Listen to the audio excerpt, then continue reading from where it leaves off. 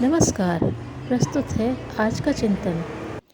मन हमारे शासक और सेवक के दोनों काम कर सकता है यदि हम उसे ढीला छोड़ दें, स्वच्छंद विचरने दें, उसके कहने पर चलें और अपना आत्मसमर्पण उसे कर दें तो मन शासक है। इसके विपरीत यदि हम उसे कसे रहें, नियंत्रण में रखें, अभीष्ट मार्ग पर चलाएं, आदेश दें और उसे उपकरण या वाहन की तरह इस्तेमाल करें तो वह सेवक है। शासक की दृष्टि से वह बुरा शासक है, अपना भी नाश करता है और अपने साथ शरीर और अन्य शारीरिक अंगों का भी सत्यानाश करके रख देता है। ऐसे चंचल मरकट को शासक नियुक्त करने की जो भी भूल करेगा पछताएगा, पर वह सेवक के स्थान पर बहुत ही उपयुक्त, योग्य, सामर्थ्यवान, कुशल सब कुछ है। मन से बढ़िया, सस्ता, अहर्निशि साथ रहने वाला वफादार नौकर इस दुनिया में और कोई मिल ही नहीं सकता, हो ही नहीं सकता। मन की खुराक दो है, आहार और विहार।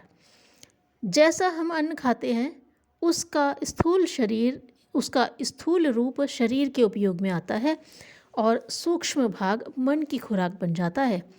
प्रोटीन, स्टार्च, शर्करा, खनिज, विटामिन, वसा, कार्बोहाइड्रेट्स आदि तत्वों के संतुलन पर शारीरिक खुराक की उत्कृष्टता निकृष्टता रहती है। खराब भोजन हमें दुर्बल और रुग्ण बनाता है, अच्छा भोजन निरोग और बलिष्ठ। आहार का सूक्ष्म भाग उसके साथ अविच्छिन्न रूप से जुड़ी हुई सात्विकता है। मिर्च मसाले, तले भुने नशीले पदार्थ तामसिक हैं जो मन को प्रभावित करते हैं और ऐसा आहार करने वाले क्रोधी, तामसी, कामुक, चंचल और पतनोन्मुख प्रवृत्तियों से घिर जाते हैं।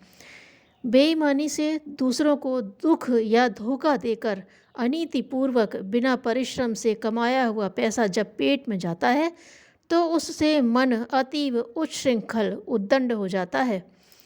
तब वह न शास्त्र की बात मानता है और न संत की, अपनी तानाशाही चलाता है और सर्वनाश करने वाले नृशंस शासक का घिनौना उदाहरण प्रस्तुत करता है।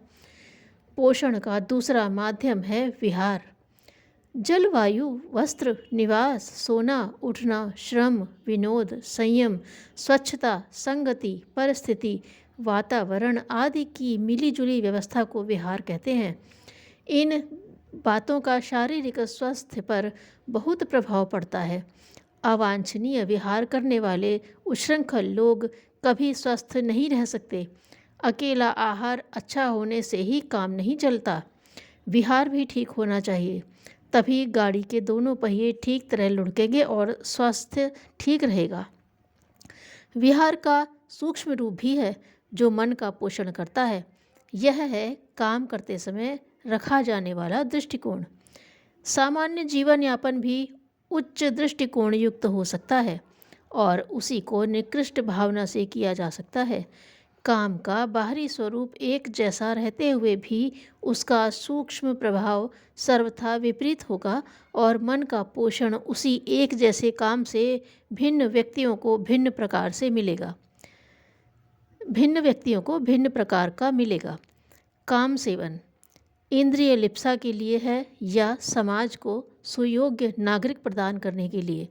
इन दोनों दृष्टिकोणों में जमीन आसमान का अंतर है।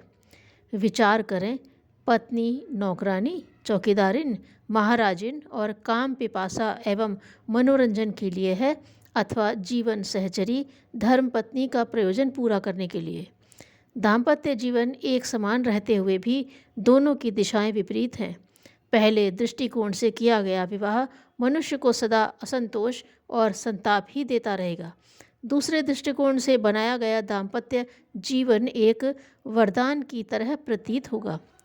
जीवन के लिए भोजन अथवा भोजन के लिए जीवन, इनकी प्रतिक्रिया सर्वथा भिन्न होती है।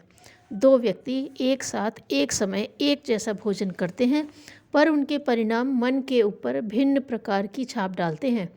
भोजन संबंधी रुचि और मर्यादा में अंतर उपस्थित करते हैं। खाते समय जो छाप मन पर पड़ती है उसमें भारी अंतर रहता है। भोजन को औषधि, ईश्वर का प्रसाद समझकर ग्रहण करने वाला व्यक्ति उसे अमृत समझकर श्रद्धा और प्रसन्नता पूर्वक उतनी मात्रा में खाता है जितना स्वास्थ्य के लिए आवश्यक है। वस्तुओं के चुनाव में उसे पोषक तत्वों और गुणों का ध्यान रहता है, जबकि भोजन के लिए जीने वाला व्यक्ति स्वाद के पीछे पड़ा रहता है। मन चाहा स्वाद न मिलने पर आहार को फेंके फिरता है, नाक भौं सिकोड़ता है और स्वादिष्ट वस्तु मिलने पर पेट में अधिक ठूंसता चला जाता है। ऐसा आहार मन पर कुत्सित प्रभाव ही डालेगा, उसे कुसंस्कारी ही बनाएगा। एक व्यक्ति नीति अनीति का विचार किए बिना ग्राहक के, मालिक के, साथियों के अधिकारों का अपहरण करता है और किसी भी सूरत में अपनी संपन्नता बटोरने में लगा रहता है। दूसरा व्यक्ति दूसरों का प्रयोजन सिद्ध करने के फलस्वरूप निर्वाह की व्यवस्था रखने के लिए उपार्जन करता है। अपनी ही तरह वह उनके स्वार्थों का भी ध्यान रखता है जिनके माध्यम से वह आजीविका उपार्जित की गई। शिक्षा, विनोद, व्यायाम, मैत्री, खर्च, संभाषण, परामर्श, चिंतन आदि सामान्य दैनिक कार्यों में व्यक्ति औचित्य और मनुष्यत्व को बनाए रखता है। फलस्वरूप यही रोजमर्रा के काम एक प्रकार से योग साधना बन जाते हैं। इनका प्रभाव मानसिक स्थिति पर पड़ता है। यह विहार क्रम जिसे सात्विक मिला है, उसका मन न कुमार्गगामी होगा न उच्छृंखल। वह उद्धत आचरण नहीं करता, जानता है मेरा अस्तित्व सेवा करना है, मुझे सेवक के रूप में बनाया गया है, मेरा कर्तव्य आत्मा की सहायता करना है, मुझे कोई ऐसा काम न करना चाहिए जिससे जीवात्मा के जीवन लक्ष्य में बाधा व्यवधान उत्पन्न होता हो। ऐसा समझदार मन मर्यादा तोड़कर सेवक से शासक बनने का प्रयत्न स्वतः ही नहीं करता और उसे उच्छृंखल बनने की आशंका नहीं रहती। मन पर देख रेख न रखी जाए, उसे दुनिया की भेड़ चाल में चलने दिया जाए तो वह भी अन्य चोर नौकरों की तरह भोले मालिकों की हजामत बनाने का ढर्रा अपना लेगा। मन रूपी दुधारी तलवार से जहाँ शत्रु को समाप्त किया जा सकता है, वहाँ उल्टा प्रयोग होने पर अपना भी सर्वनाश हो सकता है। मन को साध लिया जाए तो वह पारद से रसायन बनने की तरह अत्यधिक उपयोगी भी है। उसका कुसंस्कारी रूप तो विषैले पारे की तरह है, जो जिस शरीर में भी जाएगा उसे तोड़ फोड़ कर बाहर निकलेगा। मन के निग्रह के लिए जहाँ उसे सत्परामर्श देना, समझाना बुझाना, मनन चिंतन के आधार पर परिष्कृत करना, स्वाध्याय सत्संग से सन्मार्गी बनाया जाना चाहिए, वहाँ यह भी आवश्यक है कि उसके लिए आहार विहार की ऐसी व्यवस्था बनाई जाए जिससे वह स्वयं उच्छृंखलता छोड़कर शालीनता को स्वीकार करने के लिए सहमत हो जाए। सतोगुणी न्यायोपार्जित आहार तथा सज्जनों के संपर्क में बना हुआ विहार मन की सत्वृत्त प्रवृत्तियों को उभारता है। हर कार्य में उदात्त दृष्टिकोण का समन्वय रखने से ऐसी सुसंस्कार युक्त छाप मन पर डालता है जिसे परिष्कृत विहार कहा जा सकेगा। शरीर को स्वस्थ रखने की तरह ही मन को सुसंस्कारी रखने के लिए भी उपयुक्त आहार विहार की व्यवस्था रखी जानी चाहिए। जिनका प्रेम ईश्वर की ओर लगा है, उनका सत्संग करना चाहिए। दैहिक संग ना हो तो मानसिक करना चाहिए। मानस संग तो सभी के लिए संभव है, हर समय और हर जगह।